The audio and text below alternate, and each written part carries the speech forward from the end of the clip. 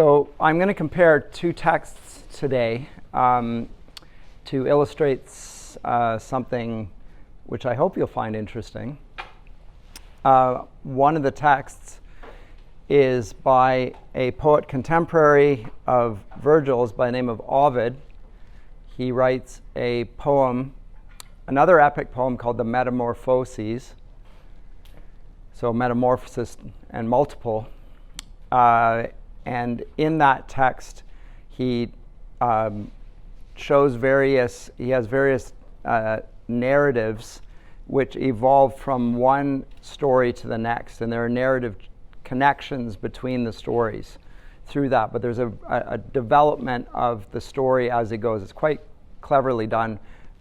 We would call it mythological these days. And it is a compendium of myth. You see all sorts of myths in Ovid's Metamorphoses. As I say, contemporary of Virgil's also wrote a poem called the Amores, the Loves. He's a great poet alongside Virgil, no doubt, but never attained the legitimacy of Virgil for reasons which I could go into, but that's not my concern here to do that.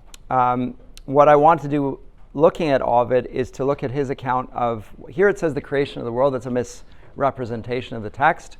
He's going to talk about the origin of things. When I say it's a misrepresentation, a creation entails a creator. And there's no creator in this text. It's just, he's going to tell us the beginning of life as he sees it. Now, when he sees it, he, the Roman poet, I could have gone to other texts before this as well, which would tell something very similar, roughly speaking. So we could go to Hesiod. In his Theogony, he tells the beginning of life in similar terms. And we could also go to texts like the Babylonian texts, where it talks about so-called creation myths. But again, the word creation is just applied from a Christian or biblical account because that is a creator. I'm not to entertain any questions right now. So I'm going to read the two passages, and what I'm going to try and do in doing so is to illustrate the similarities between the two accounts, but also the differences. I think the similarities will be striking, and most people are often so struck by them, they say that they're saying roughly the same thing.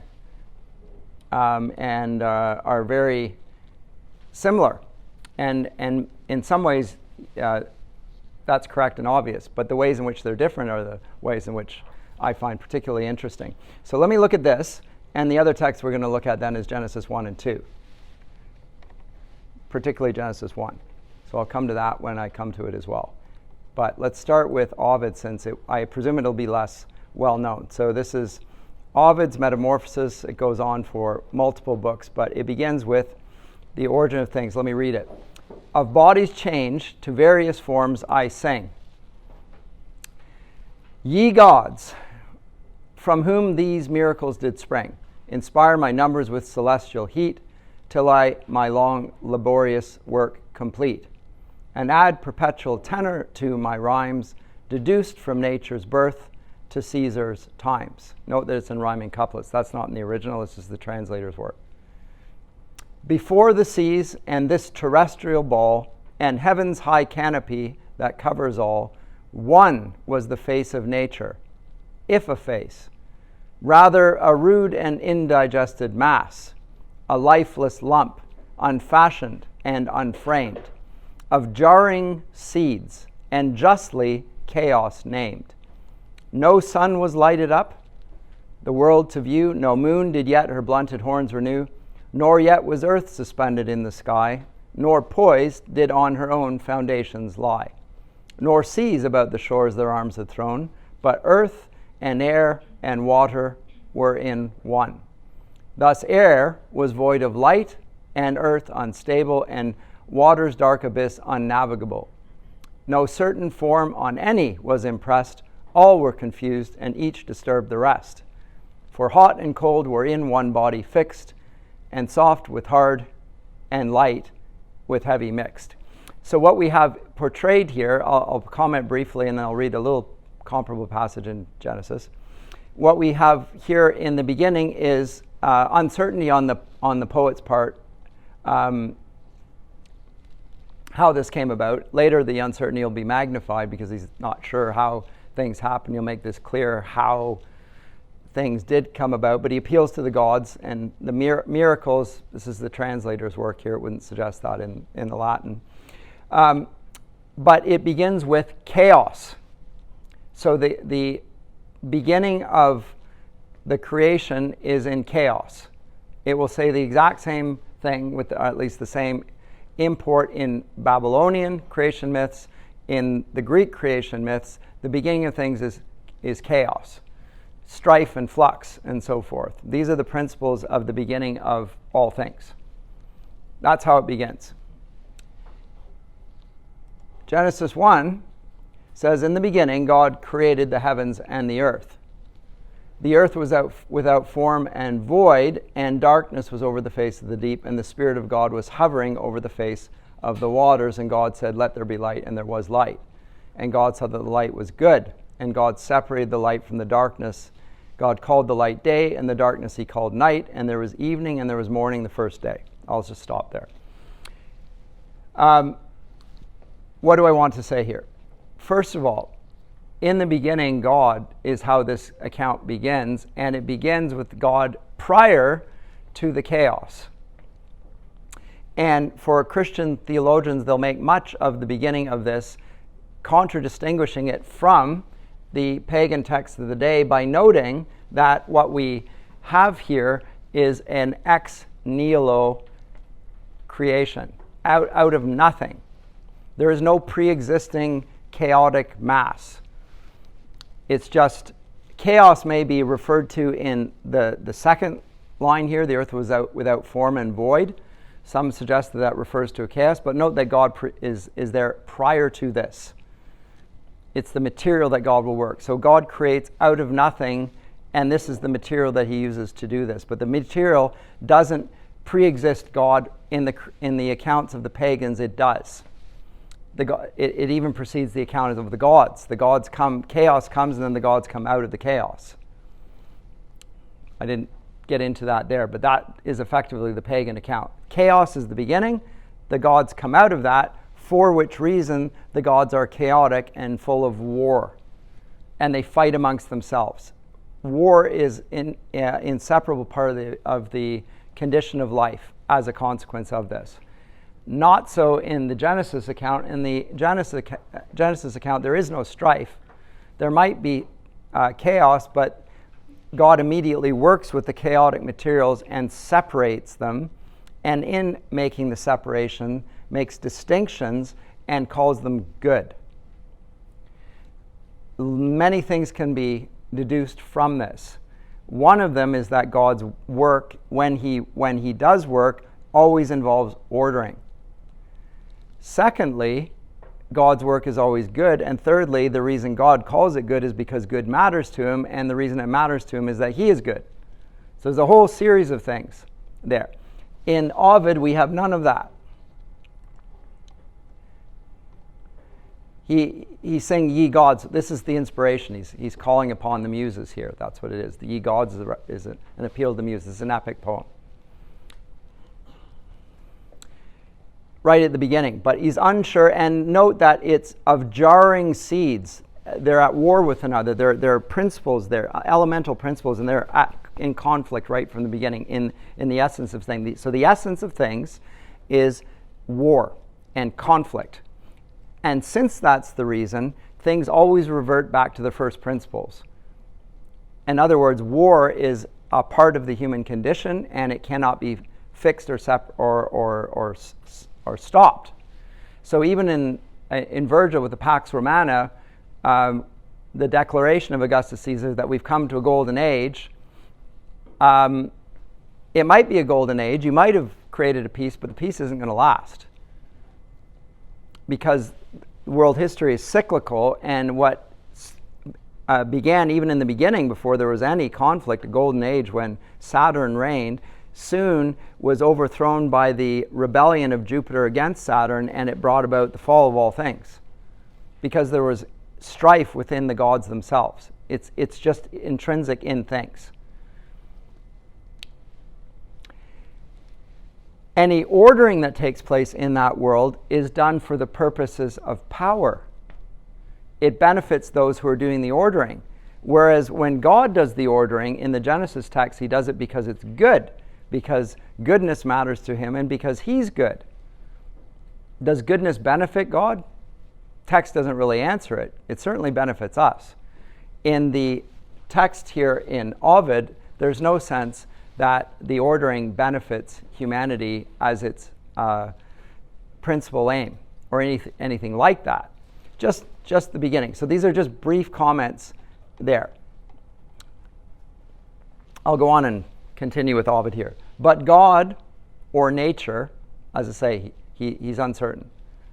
But God, or nature, while they thus contend, to these intestine discords put an end.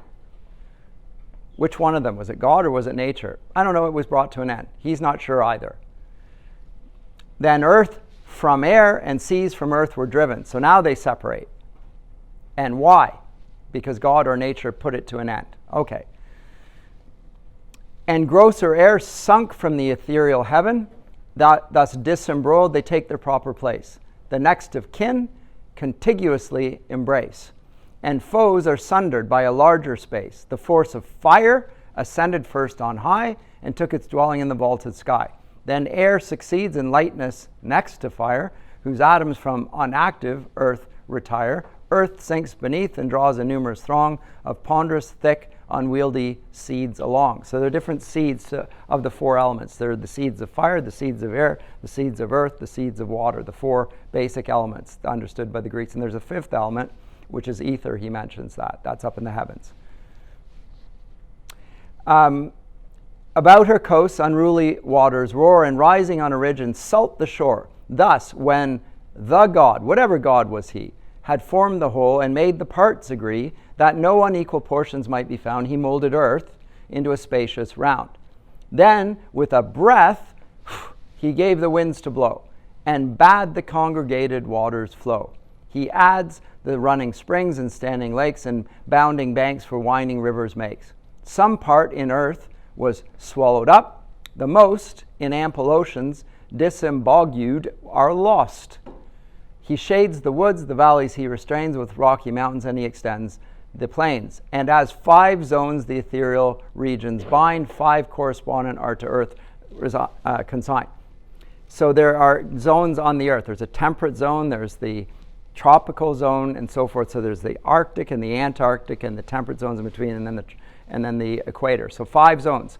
So there's order being brought about here. Separation of water and air and things that we see as separations in accordance with the elemental features of things. But they are within those elements, water, fire, air, earth, and so forth, there's still the seeds of strife.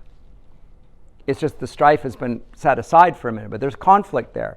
By the way, this conflict will issue forth in a battle between the gods themselves. So we'll find the gods of Mount Olympus, the sky gods, will war against the earth gods, the giants. There'll be a war there, and guess what? The earth gods will lose and be sent down to Tartarus, to the underworld, where they're punished. But there's within the gods, there's still a war, and the gods of Mount Olympus reign, and they call that a form of justice. And as I say, those that oppose them are considered unjust, rebels, etc. I've already given you reasons why the Greek and Roman view is rather dubious from the vantage point of justice. It's just might makes right.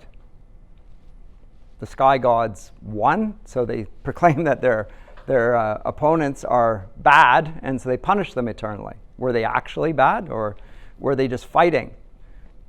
Jupiter, who is the chief of the Olympian gods, overthrew his father. So how can he be just? It's legitimate criticism. Anyway, there is the account that Ovid begins of the creation of all things. I've already given you the first day here,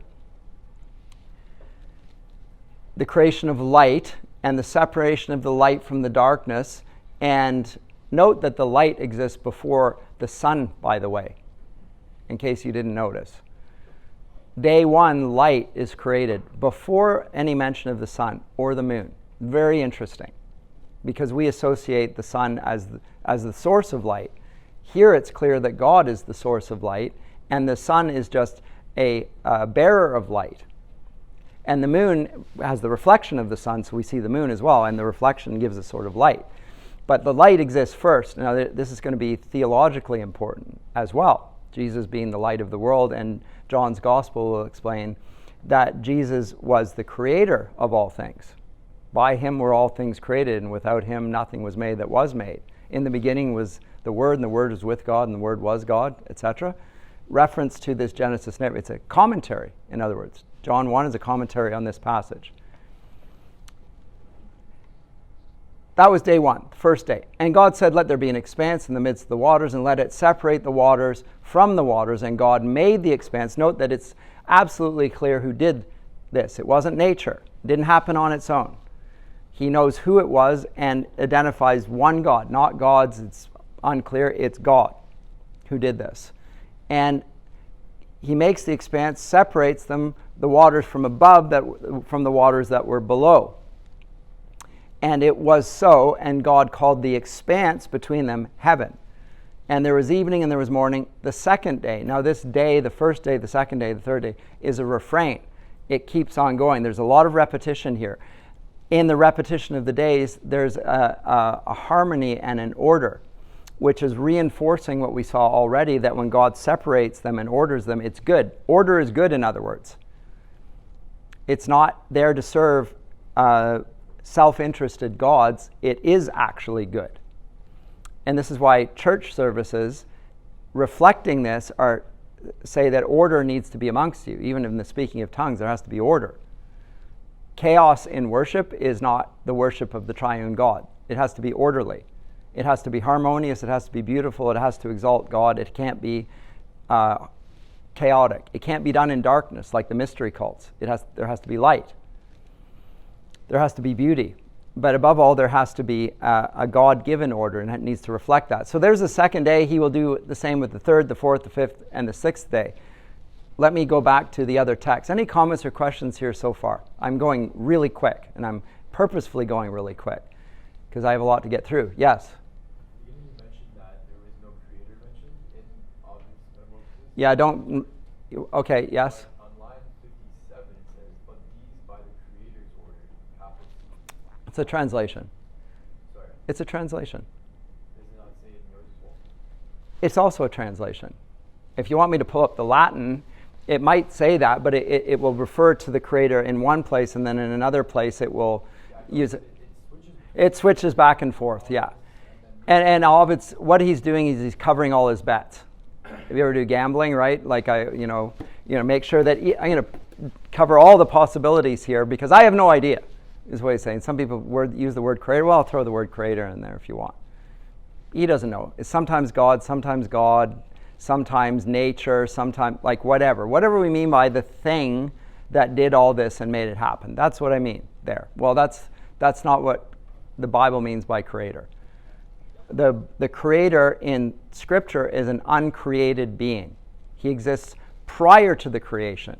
So he exists, but his being is uncreated. Everything else is created by him. It's contingent being. His is non-contingent being. He exists. He has what philosophers call aseity. Divine aseity. Never mind. Get way too complicated.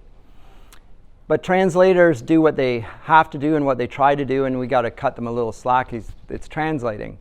And but I just note that the same reference, sometimes God, sometimes nature, sometimes gods, Ovid is unclear because nobody's clear in the pagan accounts of this. He creates 5 zones, and they sort of tend towards different directions. And scarce had the power distinguished these when straight the stars, no longer overlaid with weight, exert their heads and underneath the mass, and upward shoot, and kindle as they pass. So they light up as they go upwards, because fire always tends upwards. You ever notice fire? The flames lick upwards. They have oxygen. They feed on the oxygen. The oxygen is up here. We can see where the air is, and the fire goes up as high as it can. And the stars, because they're made of fire, is the conclusion. And the earth is here down below that, and the water below that, and sometimes above it. So they're accounting for the way in which these things are seen. And with diffusive light adorn their heavenly place. Then, when every void of nature to supply with forms of gods, he fills the vacant sky. Note again the reference to gods here. Like the fire is the gods, like everything's God. God's everywhere. They're, polytheists, and even pantheists to some degree. New herds of beasts he sends, the plains to share, new colonies of birds to people air, to their oozy beds the finny fish repair. Okay, there are earth creatures, there are air creatures, and there are water creatures. Mentioned also in the sixth day of creation in the Genesis text. But now he gets to the key point, and I'm going to spend most of my time focusing on this.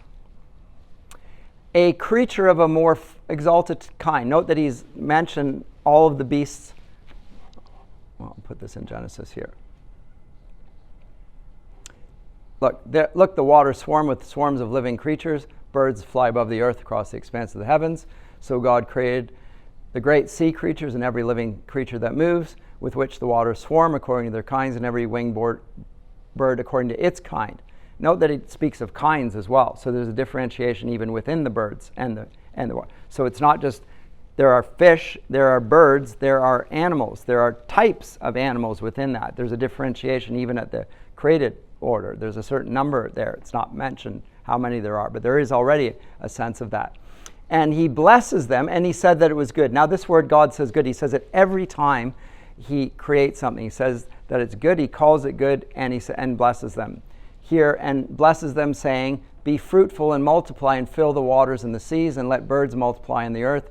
And there was evening and morning. And the fifth day, this is the water and the air creatures. The earth creatures come on the sixth day. No such differentiation here in this text. Right?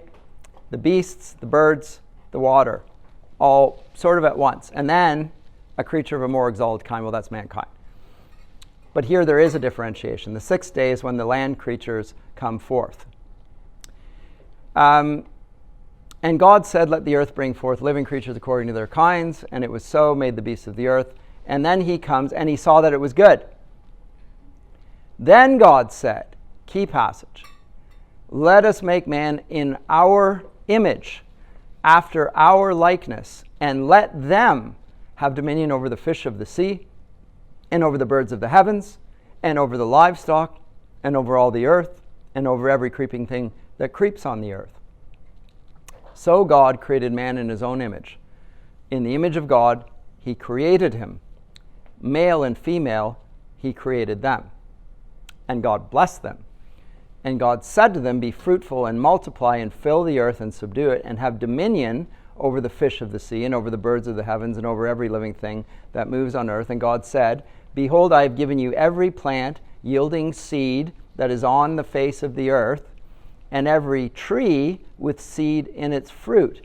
Ye shall have them for food, etc. And then I've given the food to the other animals as well. Let me go now to this text. A creature of a more exalted kind was wanting yet, and then was man designed.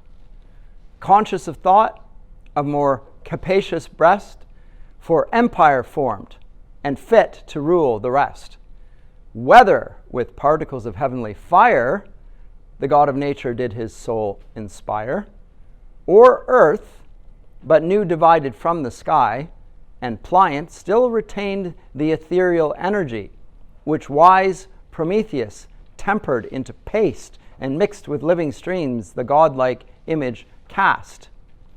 Which way did it? Well, he's going to give us multiple possibilities here where mankind came from. One of the possibilities, I'll deal with first, the second one, Prometheus. Prometheus is one of the Titans, the earth gods. And he stole fire from the gods. In other words, he's a lawbreaker. He's a rebel. And with the fire, he created mankind. If that's the case, Ovid's alluding to a story that his audience knows about. If that's the case, then we are in conflict with the gods, with the Olympian gods, because we're created by Prometheus, who's opposed to them. And so our nature is to be at war with the gods. That would account for a lot of what we're seeing in our texts, or have been seeing in our text already. That there's a sort of hostility there between the Olympian gods and those on earth. That seems to be there. That's just one account. The other is that perhaps we have the seeds of ether in us. And ether is in the heavenly realms, in which case we have the seeds of divinity within us. In which case, when it says that we're of an exalted kind, there's actually a spark of divinity in every human being, because we're divine. That could be what's being said in Ovid here. That is not what's being said in the Genesis text. We're made in the image of God, but we're not made out of God. We're not made out of ether. We're not made out of divine element. To be made in the image of God is not to be God. God makes us, we bear his image. What does that word, that phrase mean? Does it mean that we're divine? The Greco-Roman Babylonian world thinks yes. There are those among us who are gods. And who are those people? Well, the Babylonians' creation story says that the gods created human beings, and some of them, the kings, namely, bore the image of God. Just the kings. The rest of humanity are called slaves. So the Babylonian creation account, we're not looking at here, we're looking at the Roman account, but the Babylonian account has a few that bear the image of God, that phrase, but it's in reference only to the kings. Now this text, Genesis, written right on the doorstep of Babylon, is making a reference not to kings bearing the image of God, but man and woman, both bearing the image of God. In other words, it has the connotation that there's something kingly and queenly about human beings. And what is the thing that's kingly and queenly? It's not their substance. They don't have ether in them. They're not made of immortal stuff. It's not the stuff of the gods. They're not eating ambrosia and drinking nectar and so forth. It's like the food of the gods. It's not that. It's that there's something about them that bears his image. But it doesn't say exactly what in the text that means. We're going to need more text to pull out the full meaning of what it means to be made in the image of God. But just note for yourself, in the pagan accounts, there's only a few who bear the image of God. And those are the heroes, like Odysseus and Achilles and our man Aeneas, who at the end of the Aeneid, we're told outside the Aeneid, will be brought up into the heavens as a star. That's what happens to the divinities. They're transported up to heaven where they belong, and then they're worshipped. There's the star that represents this Caesar and so forth. So the Caesars bear the image of God. The rest of us are effectively their slaves. Not so here. Here, what is entailed in the image of God is, first of all, note two things. It's a little bit of antiquated language, but it's sort of important. He says, so God created man in his own image. By man, he doesn't refer to the male of the species. It's an inclusive term that refers to the creature called man, mankind, humanity. Slightly different nuances there, but let's stick closer to the text. Man. In the image of God, he created him referring to the two together, and that's the whole human race. That's what's meant by man. And then, even more distinguished, male and female, he created them. Now, this is a distinction that God makes between human beings. We're not all the same. There's a distinction within humanity which God will call good. And the union of those two is going to result in more human beings. And he will bless them as they do so, because he says to be fruitful and multiply. Right? They're to do a particular thing. And with that being fruitful and multiply, what are they supposed to do? They're supposed to have dominion over the fish of the sea, etc. In other words, the whole earth. They're supposed to have dominion. I want to note a couple of other things here about the Genesis text. God speaks the whole of creation into being. We've already seen that. Let there be light, and there's light. Right? So God speaks, and when he speaks, it happens. But only here does he speak to someone. He speaks the animals into existence. He speaks the birds into existence. He speaks the water. He speaks everything into existence. But here he doesn't speak into, he speaks to. He addresses Adam and Eve, who bear his image. What does that entail? Because you have to really pull it out. Well, what's the implication of this here? The one implication that's obvious is that they can understand him when he speaks to them. And it probably is connected to the fact that they bear the image of God. In other words, they have the capacity for speech as well. And speech, being characteristic of God, is also characteristic of them. Human beings have speech. They have this articulated sound. Birds make sounds, fish make sounds. Animals make sounds. What sort of sounds? Grunts, cries, yes. But there's more than in that. In what we call language, there's articulated sounds. It points, this word articulus is for your index finger. It points to something. It says this with a word. Without pointing my finger, I can talk about that thing over there, and I can describe it and I use the word, and you know what I'm talking about. That's a word. It's a sound that has a rational conception that comes inside your head. I understand what that is. I can distinguish it. God speaks to us that way. He doesn't speak to the animals that way. He speaks them into being. He loves them. He blesses them. He calls them good. He says, be fruitful and multiply. But he doesn't speak to them. They don't have the capacity for understanding speech. We do. Important. Also, and it goes along with that, he says that we are supposed to have dominion over those things. Now, dominion in our day has very bad connotations. Colonialism, imperialism, domination, rule without concern for those being ruled over. That's not here in this text at all. It's to exercise care over it as one's responsible for it. So when he speaks to Adam and Eve, well, let me ask you this question. If I speak to you individually and you don't answer me, what am I to conclude? You might not understand. You're going to say, okay. Or you're ignoring me. Or you're defying me. Or you're pretending you didn't hear. But it's clear in the text that he speaks to them and he expects a response from them. And that means that they're responsible. And that means that there's something that we call morality involved in this as well, because it's a command that he gives. This is the imperative. He says, be fruitful and multiply. He's not saying, you might want to consider being, he says, do it. And so he expects them to do it. It's a divine command. It's the first commandment given. Be fruitful and multiply. It's the order of blessing. When people say that they don't want to have children because they don't want to produce carbon footprints and so forth, you're defying the first commandment that God ever gave. It's the commandment of blessing.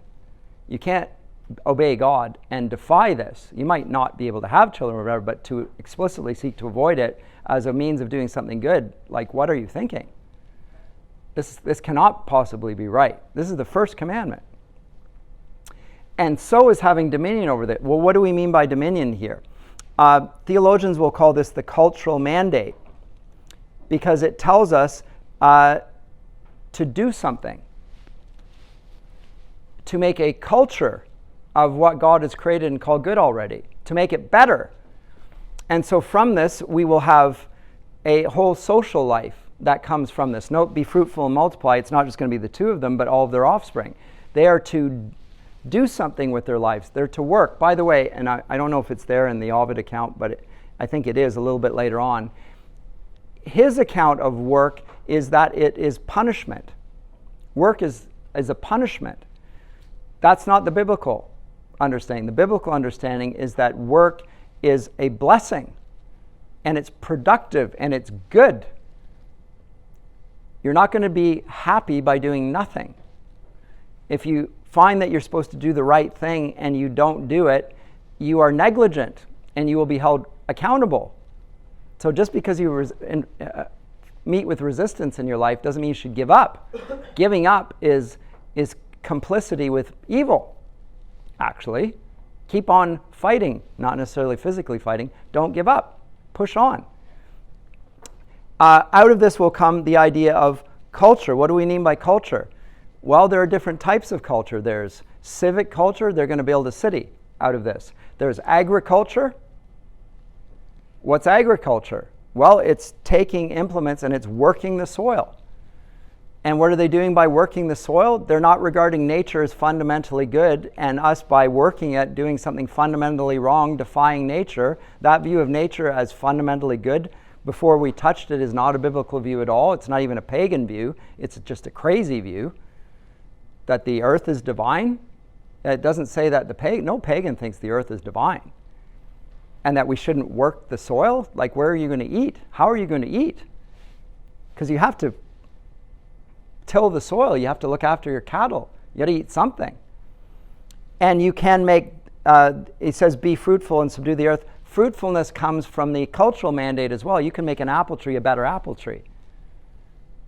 Anyone have an orchard? Anyone know how you make a better apple? You graft one branch into another fruit tree, and you can create a better fruit out of that. It's called grafting. And then you tape it up, whatever, and the mixture of the two genetic pools creates a better tasting apple. It might taste better, it might be more resistant to cold, but you can improve it. Same thing with livestock. You can improve what's already good. Note there's no sense of a fall here already, but there's an idea that things that are good, God even calls them good, can be improved through work. With this, we'll have a view of life for Christians, that life is meant for us to be involved in trying to make things better. It's a call to make the earth better before the fall. It's not just trying to undo the bad things. It's to make things better. And again, God commands this so. Comments or questions here at this point? But as I say, he speaks to them. Not only does he speak to them, he commands them, which means that he is their master, even though they bear the image of God, and they are not his slaves because they bear the image of God. Not slaves, but they are expected to be obedient. They're responsible. And what are they responsible for? Carrying out his rules. Go do this. Within that, there's a little bit of a chink. It's not a chink, but there's a possibility that they can defy God, which we're going to find in Genesis 3. How will they be able to not do this? By disobedience. If they're called to be obedient, the way in which they can contradict the image of God in themselves is by disobeying, explicitly disobeying. And how would they do that? We have no reference to that in Genesis 1. In Genesis 2, we will, because God will put a prohibition. Don't eat of that tree. Of the tree of the knowledge of the good and evil, don't eat of that lest you die. So a prohibition. Note that they understand his words. They have a moral nature because they bear the image of God, and he has a moral nature, which we know because he calls things good. And there's goodness as a result of his work. So he's good. The created order is good. They, bearing his image, are good, but they have a possibility of falling. And the possibility is contained in that one tree of the knowledge of good and evil. Note that it's not the tree of knowledge.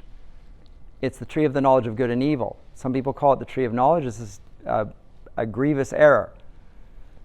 They already have knowledge, and they're supposed to improve their knowledge. In fact, culture involves getting greater knowledge over things. They're supposed to become scientists. In fact, this is the way the Christians historically have seen Adam and Eve, not as a caveman who can't speak, dragging Eve around by the hair like the Flintstones, barely able to speak, but rather as a man who is unfallen, a great scientist, not yet actually even able to die. Greater than any man you will ever meet. Full of knowledge. How will we know that? Well, because in Genesis 2, he's going to name things. And when he names those things, God says, that's it. You got it right. When he names them, he doesn't arbitrarily give a noise. He describes the nature of the thing that he's thinking. So it's an exhaustive. He sees the very thing that he is describing and points it down to the name of the thing. And that's what it's called. God says, yes, you're right. Your knowledge is accurate. It's correct. That's what it's called now. So God creates things with words, and then Adam uses the words, and God blesses that and says, yes, that's right.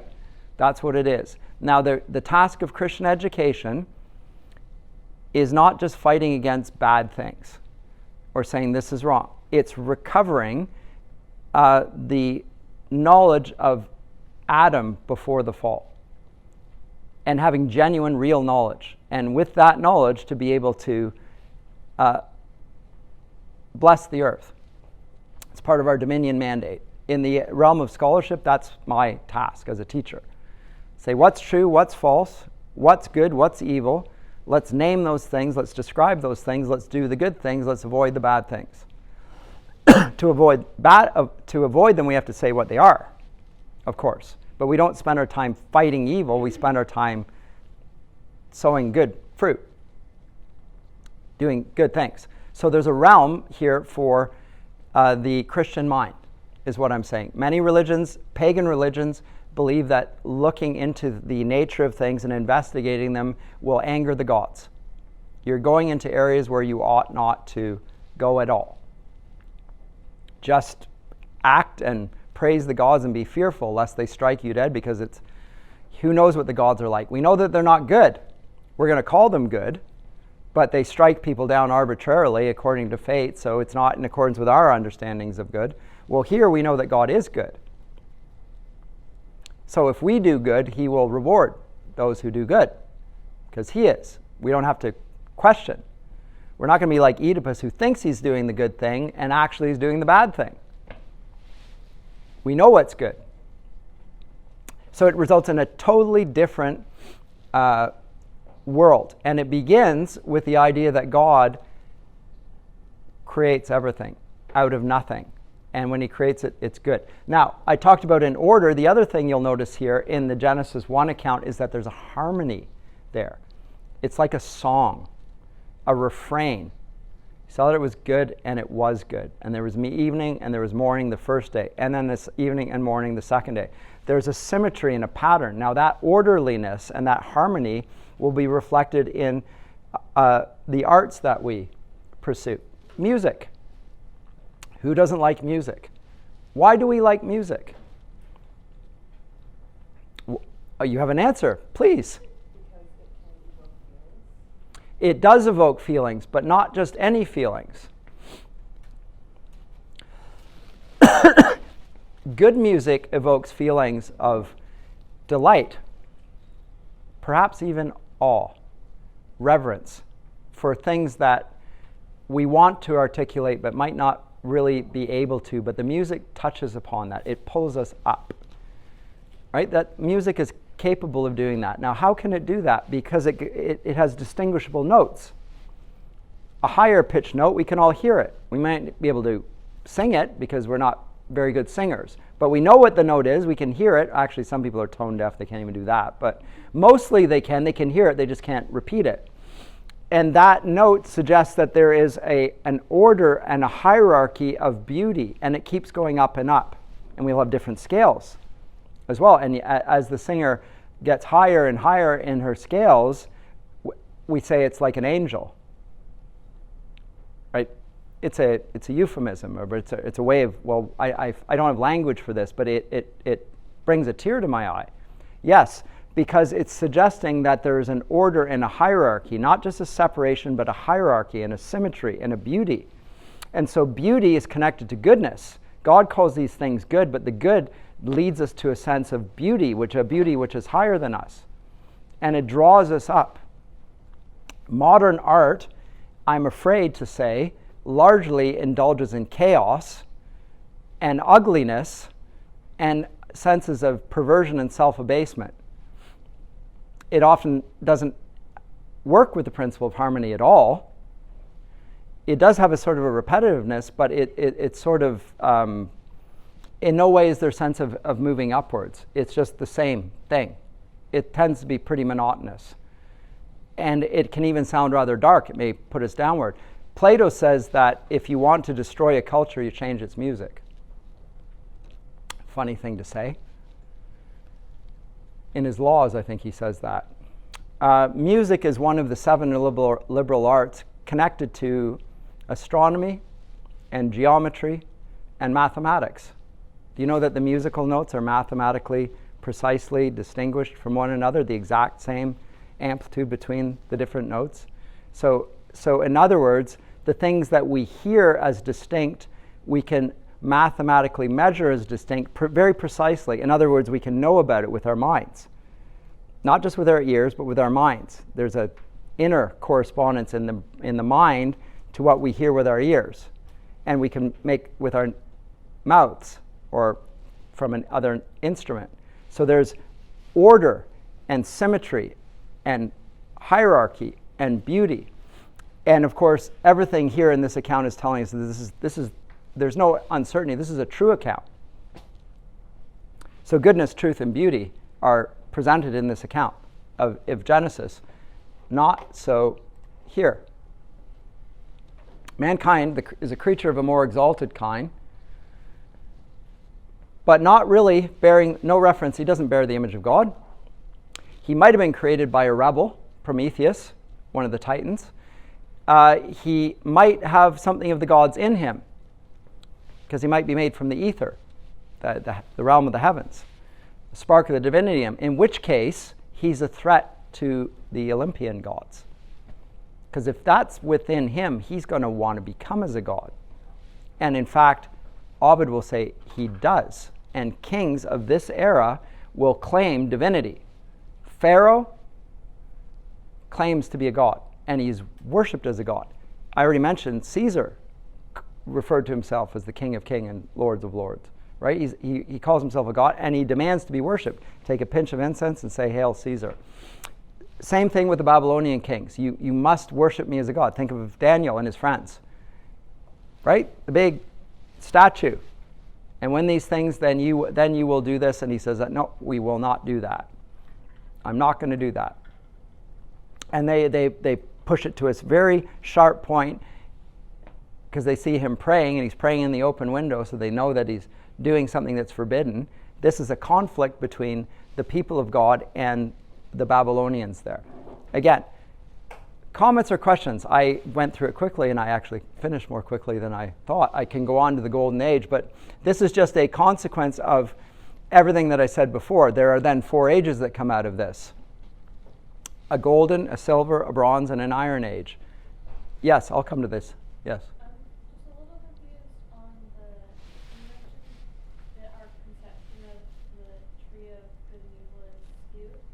No, the tree of knowledge is the skewing.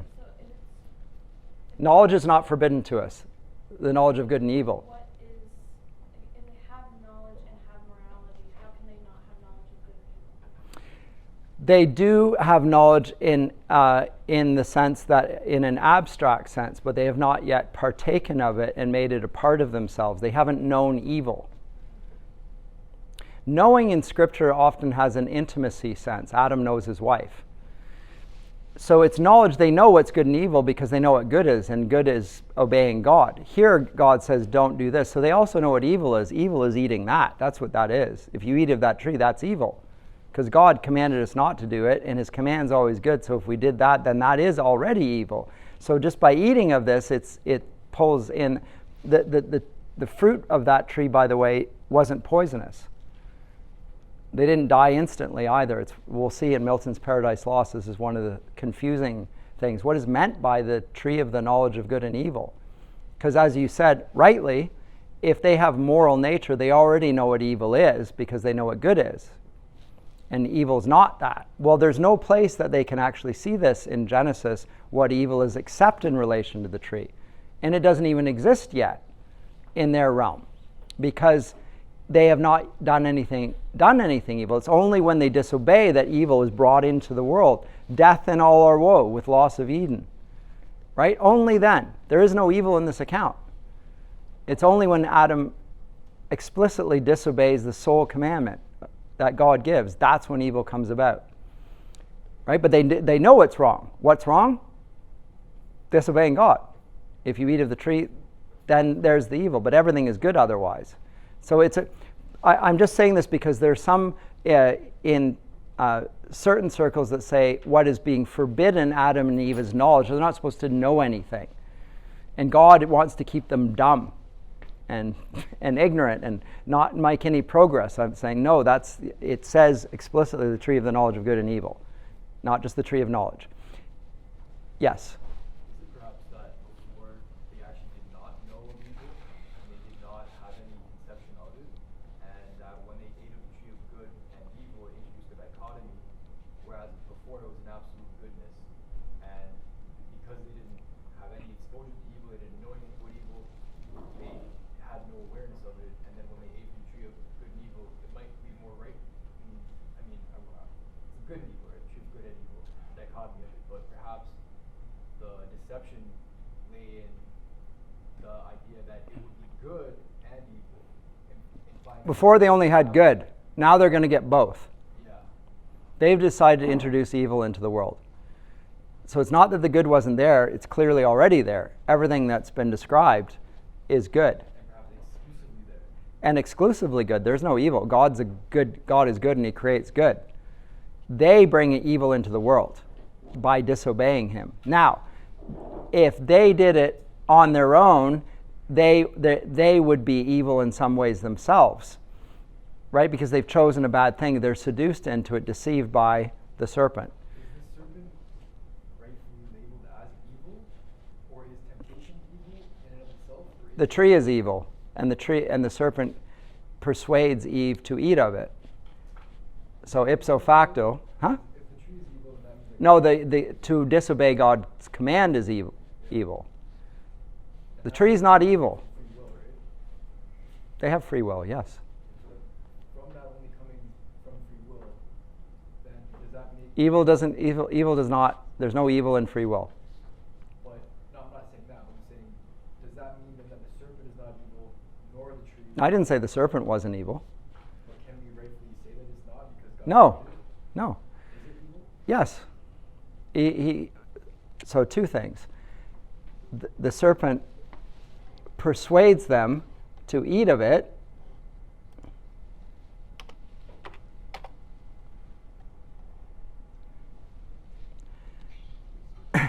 And then God punishes them and judges them for it. From the text, it's obvious that the serpent's evil. So then, but does that mean then, if we believe that, we also have to believe that God created evil before, like evil outside of free will? Evil that was evil in and of itself, not... Then it comes into the question of what the serpent is. What is the serpent exactly? Is it just the being that is the snake that's on the ground? It seems to have more to it than that. And God speaks to it explicitly as well. It represents something, and Christians will attribute the devil to this. And Milton will expand on it in Paradise Lost. This is not just a serpent, and he's evil, not evil unto himself, evil in his intention. Evil is not, there is no such thing as evil in one sense. There's the absence of good, which we call evil. Satan opposes God's will. God being good, if you oppose God's will, it's ipso facto evil. But what is evil? Satan exists, so in that sense, he has goodness to him because existence is good. But he wills against God's will, and anything that's against God's will is evil because everything that God wills is good. Anyway, I might be confusing here, but I think we're getting away from what I'm trying to convey in the text here and getting into the deep weeds of Christian theology, which I'm happy to do, but it's not the purpose in comparing the text of the Romans with the Genesis text. You want me to get into the Genesis text and dig down on that, and that's not my purpose here. I can do that, but I don't want to do it today. I've given enough though, right? The serpent intends evil by persuading them to eat of the tree, which they know they ought not to. Now, they don't have to do that. He persuades them. They wouldn't have done it on their own, which is why they are not culpable to the same degree. Nonetheless, they disobey, so they must be punished because they were sufficient to have withstood the temptation. But they were free to fall. Is it also, sorry, I know we don't want to stand too long, but is it too much to consider that the serpent persuades into a language, that which up until this point has only been exercised by God himself and Adam, the divine image of God? And then you have this serpent, none of the other beasts speak, and then you have this serpent using language. Right. Good point.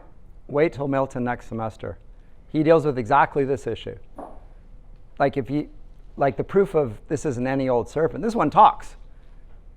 That alone suggests it's not a serpent, because it can speak and can be responded to and so forth. There's something else that's going on here.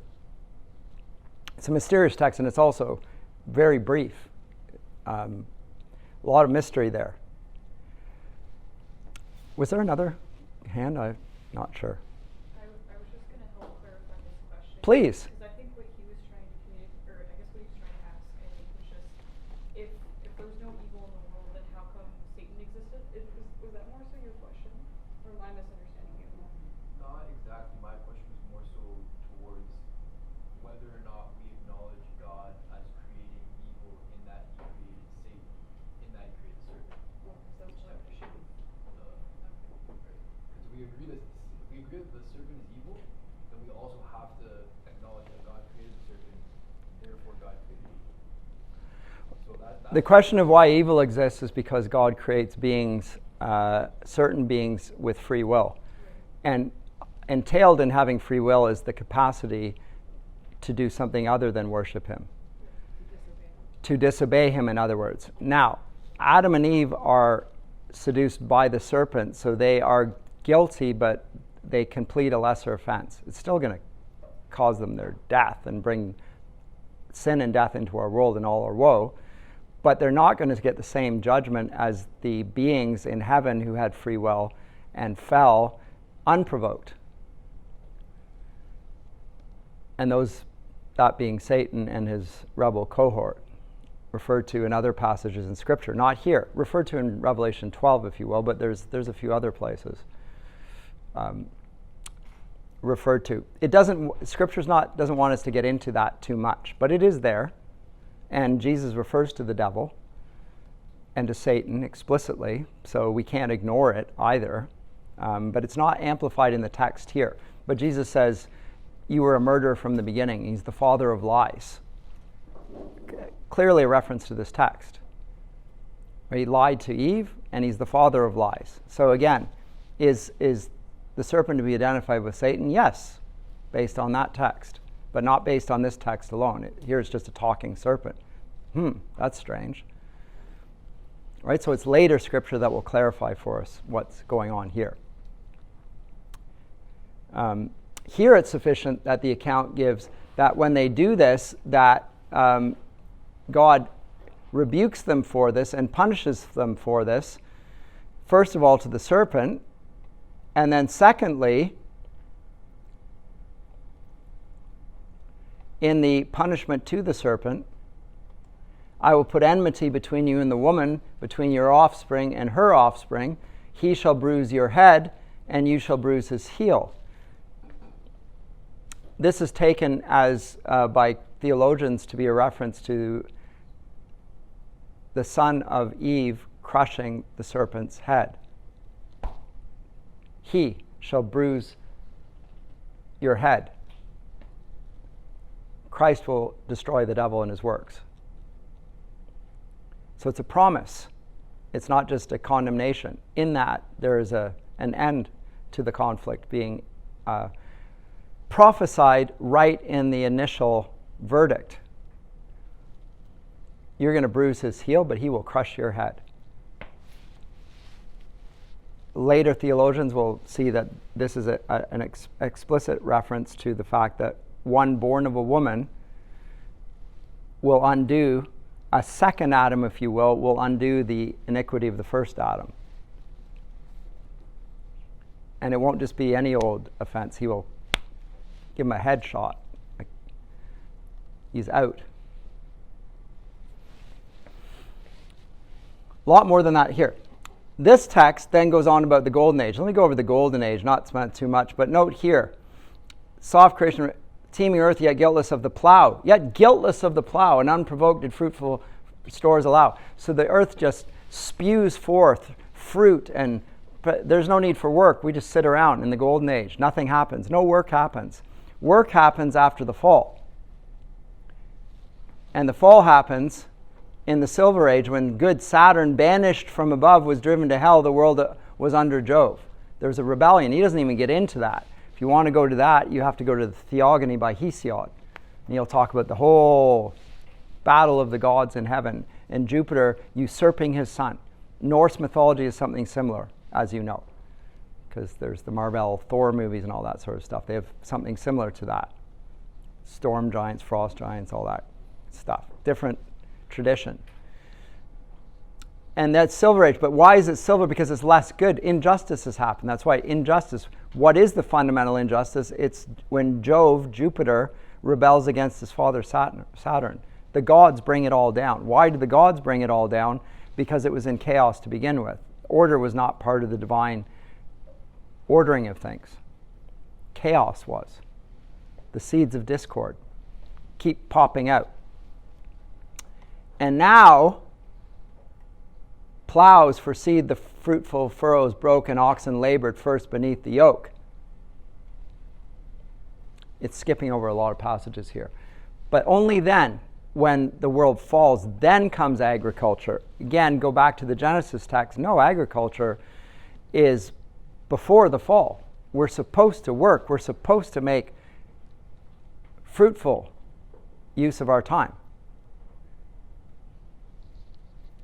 Again, in many cultures, to this very day, they are fatalistic. They don't think that they can change their circumstances. They're born as they are, and they can't change. They're in a certain caste.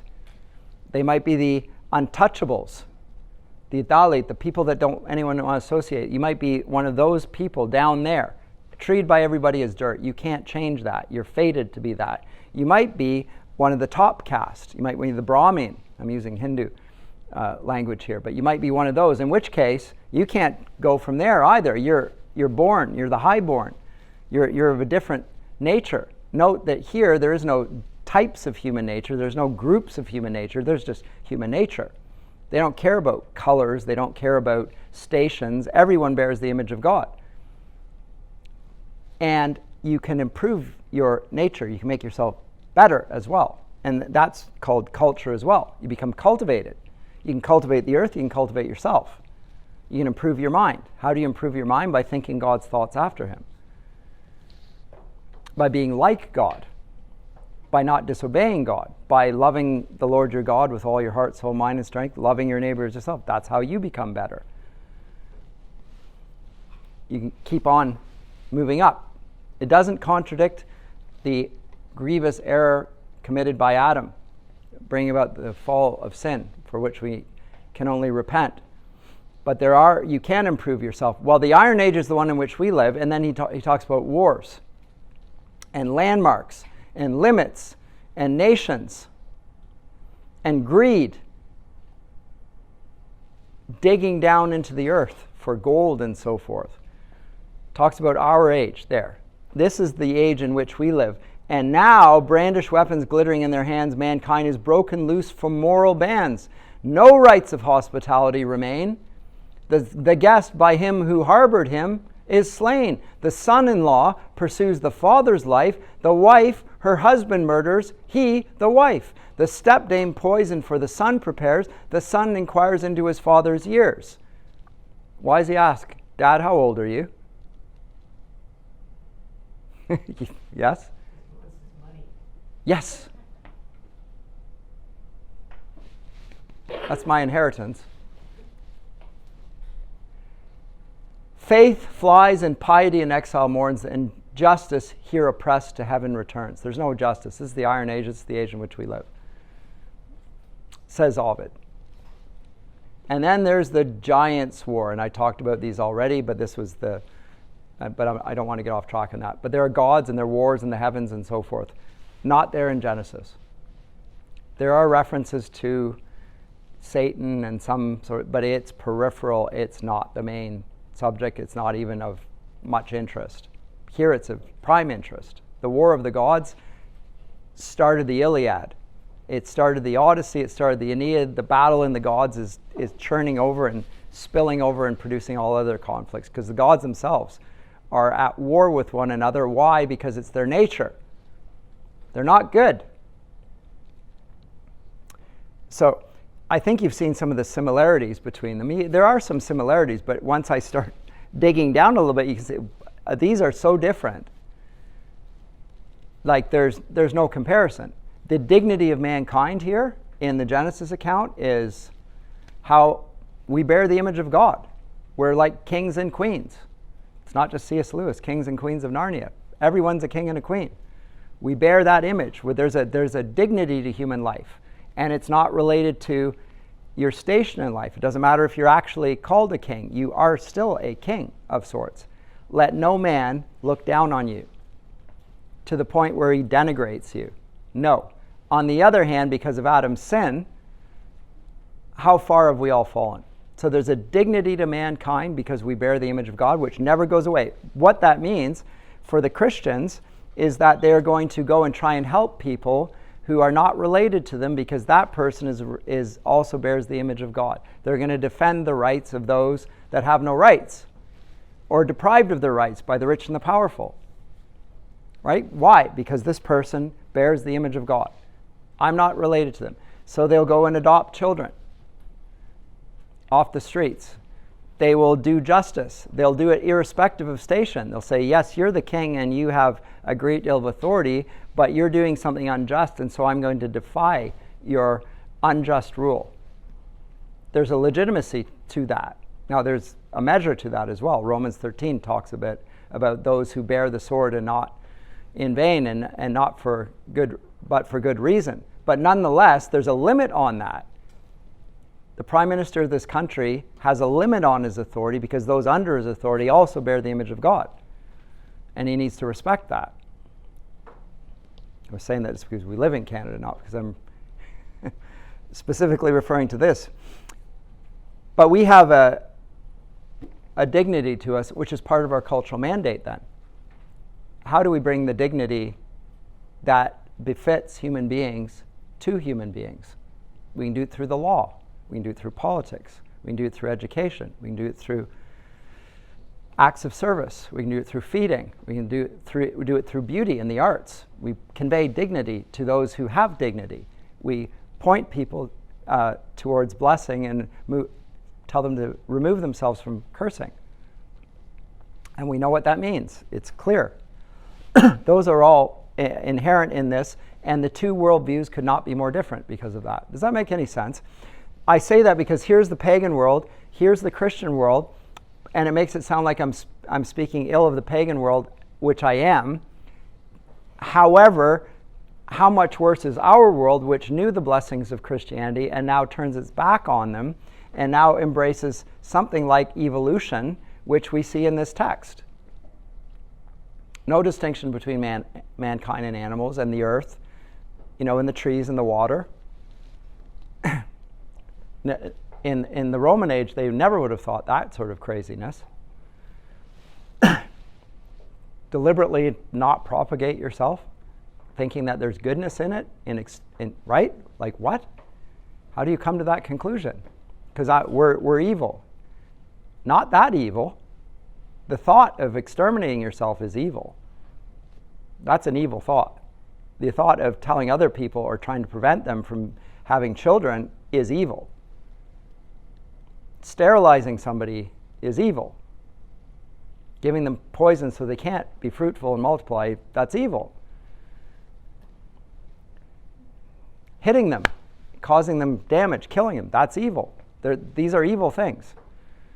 I find confusion even in Christian communities on this topic, because we've got worse than the pagans in some sense. At least in Ovid, he realizes that there is a more exalted kind, human beings. They might be slaves, but they're more exalted than the animals. Anyway, anything? Comments, questions? Yes. I was reading Justin Martyr's Metamorphoses a few weeks ago, and he was talking about how he's writing to a Roman emperor and explaining the ways in which the devil works through mythology to twist, basically make mythologies that sound similar to biblical mythologies. Yes. Are different. Yes.